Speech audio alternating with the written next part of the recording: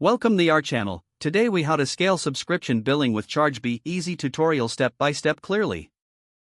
Start by logging into your Chargebee account. If you don't have an account yet, create one by visiting the Chargebee website. Once logged in, navigate to the Settings tab on the left sidebar. Under Billing, select Subscription Plans. Click on the plus new. Fill in the necessary details such as plan name, billing frequency, and currency. Set the price according to your business model.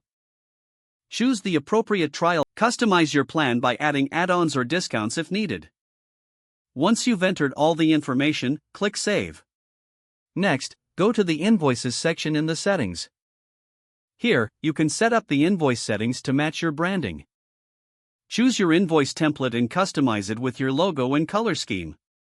Now, navigate to the Customer Portal settings.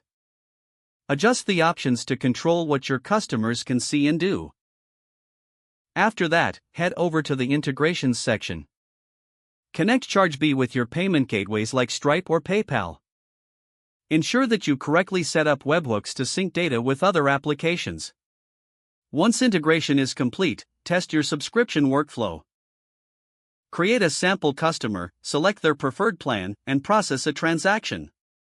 Monitor the entire process to identify any issues that might arise. Now focus on analytics by going to the Reports tab. Review metrics such as MRR, churn rate, and customer lifetime value. This data will help you make informed decisions to scale your subscriptions further. Regularly update your subscription plans based on customer feedback and market trends. Continue refining your processes to enhance user experience.